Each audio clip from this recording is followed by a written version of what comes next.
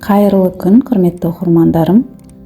Бүгін осындай өте дәмді, сочный котлет дайындайтын боламыз. Бұл котлетті филеден дайындадым. Өте жұмсақ, дәмі де керемет болып шықты. Видео рецепті көрмес бұрын менің каналыма тіркеліп, қоңыраушаны басып отырыңыздар. Филені жуып дайындап аламыз және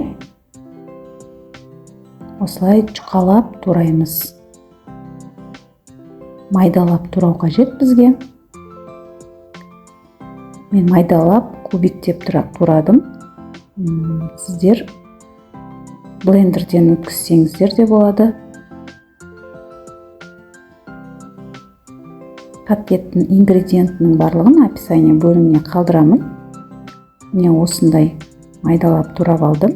Ендігі кезекте бізге пияз, картоп, чеснок, сәбіз, жұмыртқа қажет.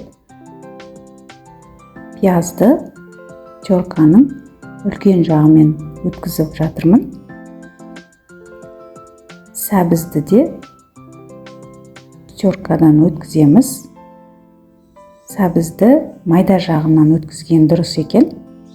Және 2 тіс чеснок майда жағынан өткіздім. Картопты да барлық жағын терканың майда жағынан өткізген дұрыс. Қуырған кезде өте ыңғайлы. Енді дайындап турап қойған филені қосамыз. Және 2 жұмыртқамызды жарып араластырамыз. Жалпы барлығын ет тартқыштан өткізіп алсаңыздар болады. Енді дәмдеуіштерден тұз, сода қосуды ұмытпаңыздар. Тұз дәміне қарай бұрыш қосамыз. Және паприка. Мен осындай кептірілген көксөк пайдаландым. Сіздерде свежий түрі болса, тіпті жақсы. Және 1 кесе сүт. Жақсылап араластырамыз барлығын. Және 3 ас қасық ұн салдым. Ұнды міндетті түрде қосамыз. Котлетті біріктіріп тұратын ең басты ингредиенттің бірі. Және табаға май құйып, қыздырып, қасықтың көмегімен осылай әдемелеп салып, майға қуырып аламыз. Бір бетін салып, бетін жауып қуырамыз шамалы. Жақсылап қызарған кезде екінші бетіне ауыстырып, тағы да бетін жауып қуырамыз. Бетін жауып қуырған өте дұрыс. Котлетіміз сочный, әдемі болып піседі. Менің каналыма тіркеліп, қоңыраушаны басып отыруды ұмытпаңыздар. Описание бөлімінде каналымда неше түрлі жылдам әрі дәмді, оңай дайындалатын тағамдардың тәттілетін рецептері өте көп. Кіріп, көріп, менімен бірге дайындап көріңіздер.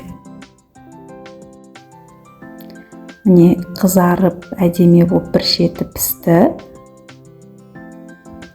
Екінші бетін жауып пісіріп алдық.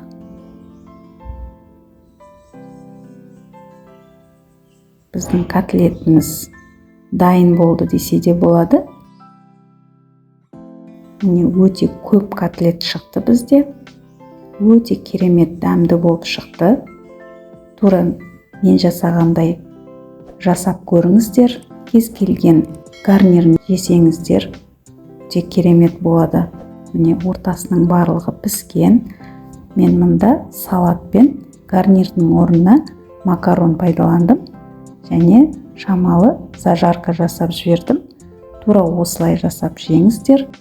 Сіздерге видео ұнап жатса, каналыма тіркеліп, қоңыраушаны басып, поделицаны басып, WhatsApp желісіне тарата отырыңыздар. Сіздермен бірге болған Гүлнұр Темировна.